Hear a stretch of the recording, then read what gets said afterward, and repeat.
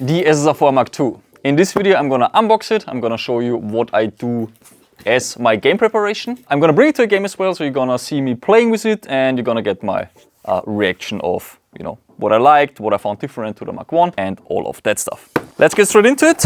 In the box we have the protection foam, which we don't need. Manual, read through it, there's some nice hints about hop-up adjustment, how do you put the battery inside and so on. Very important is the ETU manual.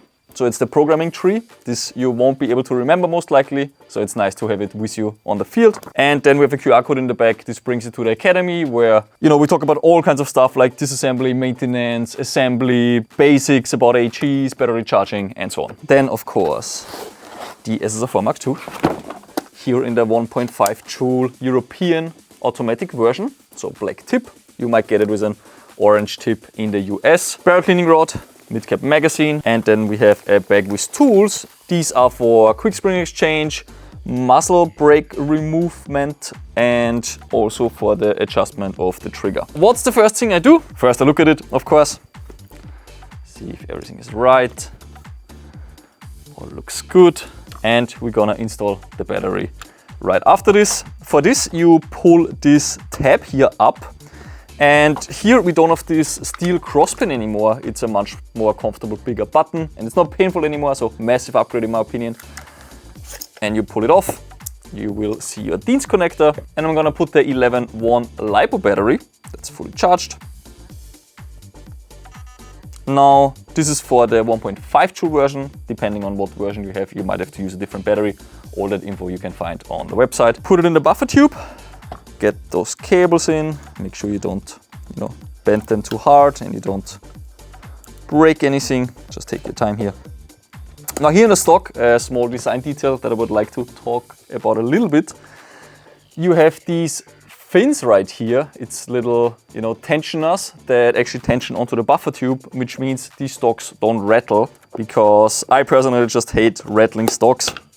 And this is how we made sure that this is not happening on the SSR4 Mk2. You can adjust this stock by pressing this lever here, make it longer, make it shorter. With the cables installed, you shouldn't push it into the shortest position because you're already pushing here on the back onto these cables, so don't do that. Also, when you store your replica, always disconnect the battery. Ideally put the battery into a LiPo bag for safety, because the ETU will drain the battery and it can actually break it if it discharges too much.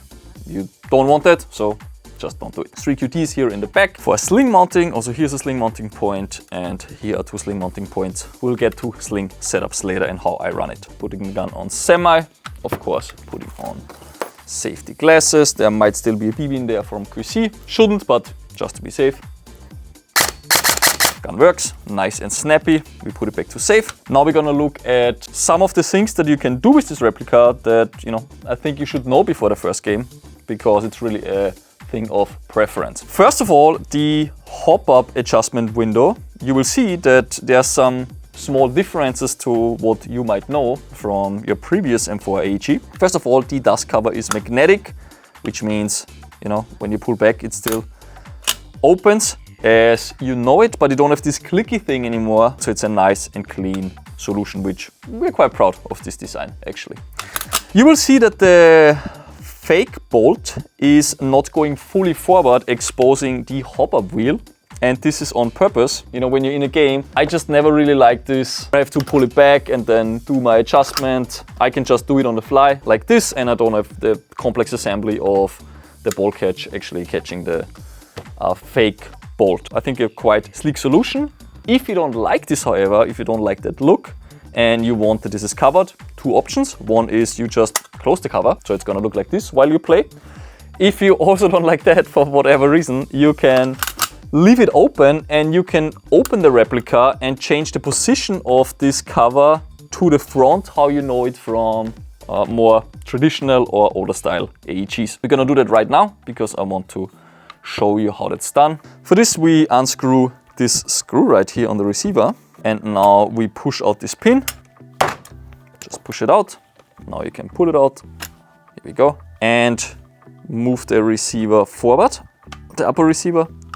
pull back the charging handle, lift it, and the receiver comes apart. We can also take a quick look at the hop-up. It is a TDC design, which means the knob moves straight onto the hop-up with an arrow which indicates on which setting you have the hop-up, and here the numbers. So, you can basically reference it. You can remember on what BB weights you used what hop-up setting. So quite the upgrade to the SSR4 Mk2, which you also see in, just tighter grouping and more consistency overall when you're shooting. One more thing you can configure on this hop-up chamber is this groove right here. You can put an O-ring inside that's included.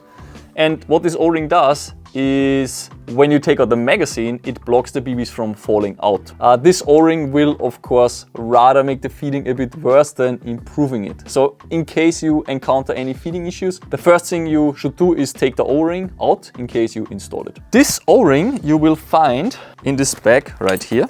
It comes with a QR code where the whole situation is explained in more detail. I personally will not put the O-ring there because I'm not too bothered about the BBs falling out. I rather increase my chance to the highest that the BBs feed. But if you want to do that, again, take it out, put the O-ring there. There we go. Chamber goes back into the barrel. And now we're gonna look at this dust cover. The charging handle has 2 slots, so 2 positions for this dust cover. I can just take it out. Easier with the hop-up chamber out. Here we go. So now I took it out in this position. I can now move it forward and put it into the second slot that is inside here. Close the cover because it will magnetically hold the fake bolt in place. And now we can put it back together. Before I put it back together, I also want to show you the reinforced gearbox. It even says it here, Novritsch reinforced. It's a very beefy gearbox. It's really beefed up in front. You can see here the additional material here at the bottom. I even have the comparison right here. This is the old one and this is the new one. And you see here the reinforcement on the new one. Not just at the top, but also at the bottom. It's just much beefier and we really filled all the space inside the receiver with material on the gearbox. This gearbox does not crack. It's a very, very strong gearbox, even in colder temperatures. This will hold up for a long time and it's much more reliable than the SSR4 Mk2 gearbox. You will also find already in the Gen 2 version of the SSR4. And here I'm talking about the gearbox shell only. Of course, there's still differences between the Mk2 and the Mk2, like the trigger, for example. Also the motor that engages in the gearbox is on the Mk2 a stronger motor, which brings it up to 25 rounds per second. And as I said, the adjustable trigger that's unique to the Mk2. Also on this gearbox, what's a small detail that's, in my opinion, quite important. You might have had this before, that your motor pinion engages in the gearbox on the edge on the inside and you can't take the motor out anymore and it just screws up the whole disassembly. Not on this one. We have a chamfer on the inside of this hole, so this will not happen anymore. So yeah, stronger and overall just better designed gearbox than on the SSR4 Mk2 Gen 1. What's next? Yes, we put it back together and I will show you the difference in the hop-up adjustment. On the dummy bolt catch, we put a spring underneath so it will not rattle. So it's a nice and quiet AG. You don't have any stock rattle, no controls rattle. That's how we want our AGs to be. Good. It's back together. I'm not going to insert the pin because I'm going to take it apart in a second again. For the hop-up adjustment now, if I pull here and this opens, now the hop-up wheel is exposed. Now it's closed. This is how it was on the Mk2. So if you prefer that, you're free to do that. I'm going to put it back because I prefer it in the state that it comes stock. On the chamber, I'm going to remove this O-ring. Just get it under the O-ring, flip it over. In case you break the O-ring, you have a second chance because there's a second one in here, and you can also find these O-rings elsewhere.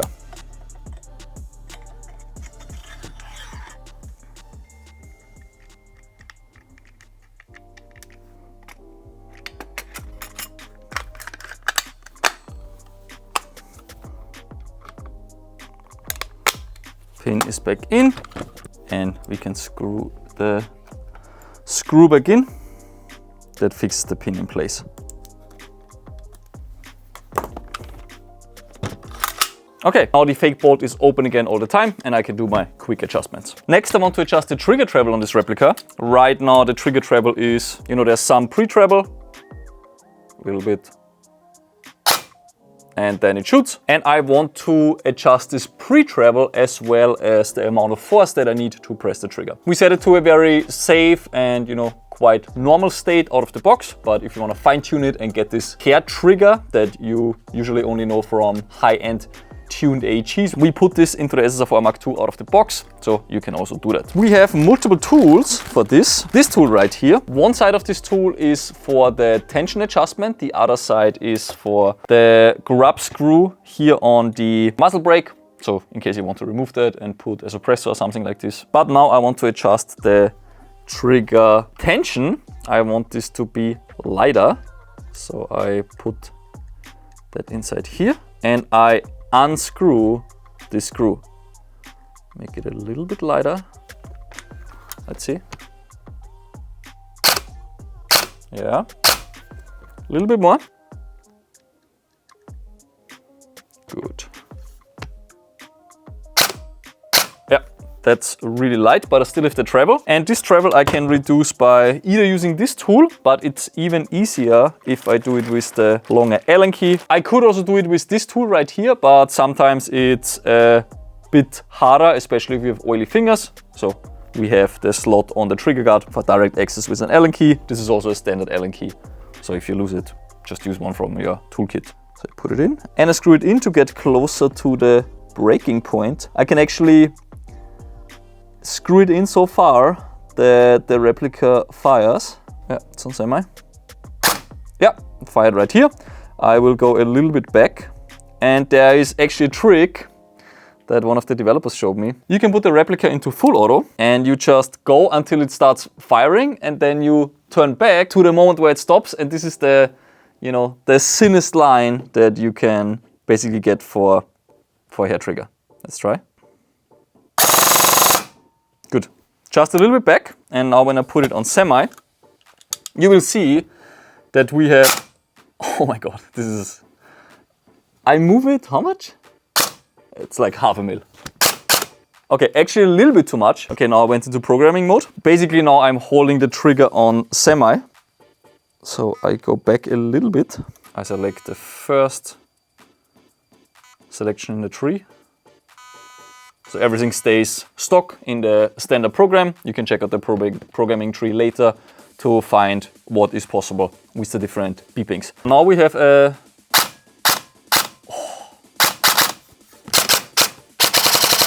What you have here now is, again, like people usually have to open a gearbox, fine tune the trigger, put it back together, try, open the gearbox.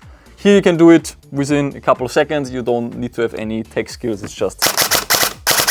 Oh. Do you see that? That's maybe 0.5 mil trigger movement. Maybe at the bottom 1 millimeter.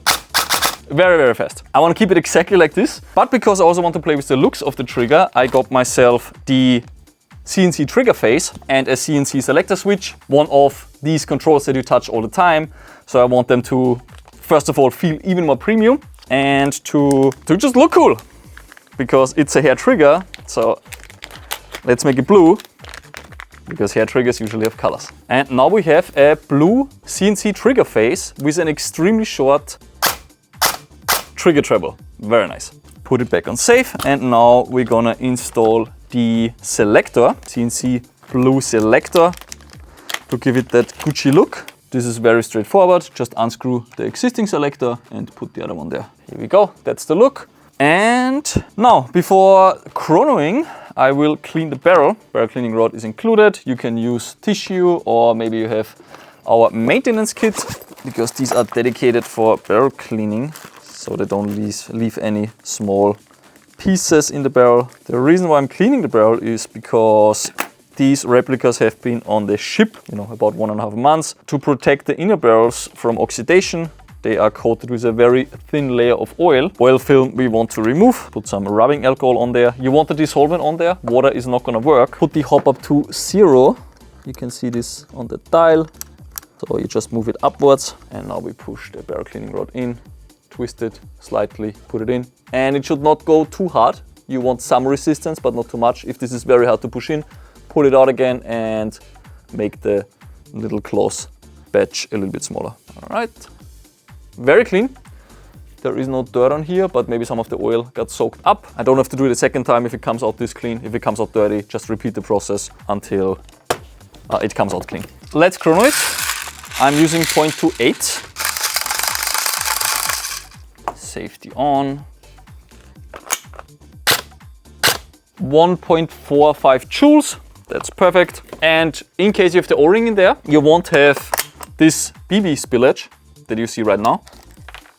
This you won't have, but keep in mind that these BBs are still in your chamber. And if you shoot it like this, it will be empty. But if you turn it around, BBs will fall into your chamber and you can actually shoot BBs again. Keep this in mind for the safe zone. This is very, very important. I do not have to change the spring on this. It's exactly where I need it to be, but I still want to show you the quick spring exchange process.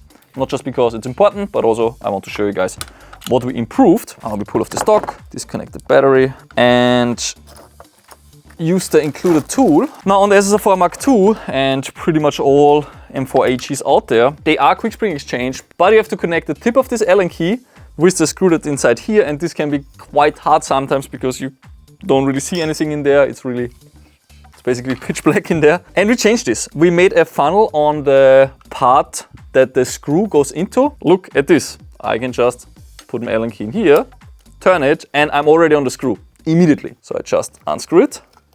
And this is a small detail, but I think it's such a game changer because the quick spring exchange is just so much faster and so much smoother. Also, we made sure that the part that holds all of it together does not fall out of the buffer tube and you don't have this fiddling anymore. I'll show you in a second. Screw, screw, screw. And then you can take the buffer tube off. I can take out the Allen key, turn this around, and you will see that this is not falling out. It stays in there. I can push it out if I want, but I don't have to. And this just makes this whole process so much easier. We use an Allen key to take it out. You can also use the included tool, but it's better with a bigger one. Here we go. When you take out the spring guide, you will see that it's laser engraved with locked and unlocked. And if you can read the locked only, then it means it's in the right position. This is quite important because you don't want the spring guide to be 45 degrees in here. That is not how it's intended to be used. So make sure it's in the right way. You can change the spring, put a different on. I'm not gonna do it because for me it's the right spring power. You push it back in and you turn it until you can read the locked horizontally. You know, just how you would read it. If you look at the replica like this, that means the wings are in the right place and everything is in the right spot. Now here again, and that's gonna be very easy and very satisfying, I put my Allen key in here. It immediately finds the way onto the screw head and I can start turning. Small detail, but really I think it's such a game changer. I tried multiple quick spring exchanges on both the SSR4 Mk2 and many other replicas, and there's such different variants of, you can unscrew the barrel nut, and then you can do it with your hands, and all of this, it looks great on paper, but you have all of these issues of the barrel nut is coming loose, and then you need, it's called toolless, but actually it always comes loose, so you need a tool to tighten it properly. Then there's the ones where you can tighten it with a nut onto the gearbox directly, but then it doesn't hold the receiver together, and then the receivers break here. So this is what we found to be the most reliable solution. You get a really strong gun where you bolt the buffer tube onto the receiver, and all of this is held together and supported with the gearbox, while at the same time it's a very quick spring exchange, and you can also tighten it properly and you don't have the issue of stuff coming loose all the time. Battery goes back in.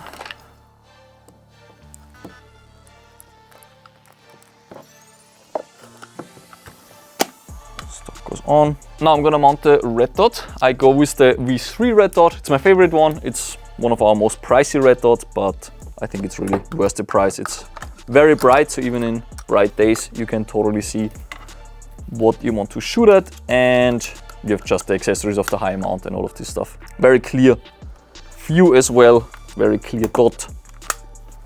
Here we go. And I also want a sling. I'm gonna keep it really minimalistic. I'm not gonna add, well, I will add the cameras for you guys to see the gameplay. But if I would run it without cameras, this is pretty much how I would run it. As for the sling, I am using our assault rifle sling. Also here, proof that this is a really strong motor. Allen key just stays on there. Multiple ways of running this replica. One is one point here with the receiver in the middle, which is very convenient for shoulder transitions. You know, it's never in the way, the sling. You can also 2-point it, just like that. We have a steel insert to make sure that this holds in place. Another option is going 2-point, but in a different way. You know, you can have it right here on the side. It's both sides, or you could even put it here in the middle. Also again, to keep it very ambi. But also you can put it here in the middle and then this one here in the back of the receiver, which is also another way to do it. It's really up to your preference. For me personally, for milsims, I run it in this 2-point configuration. And for pickup games, I run it in 1-point configuration, just like that. As it's the fastest to disconnect and it gives me the most freedom. Not as stable when you're walking for a long time, but yeah, this is my personal preference.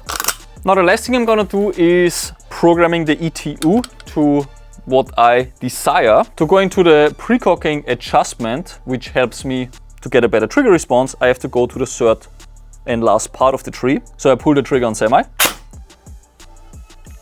I hold it and wait until it beeps.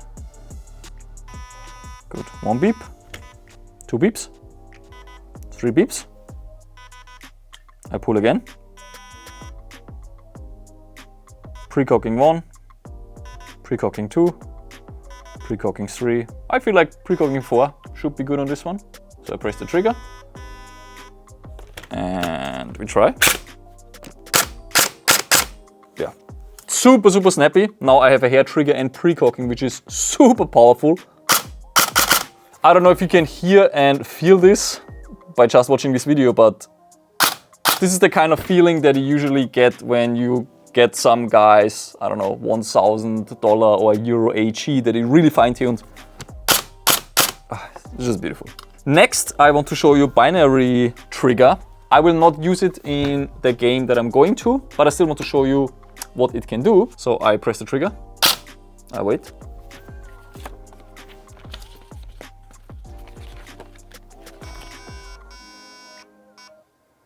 I hold after the first beep. I confirm 2 beeps, which brings me to binary trigger. So now when I pull the trigger, it shoots, and when I let go, it also shoots. And now I have a hair trigger and binary trigger and precocking, so I can fire this replica like this. With no effort. Extremely high rate of fire, very competitive, but of course your field needs to allow binary trigger. Gonna put it back to semi only.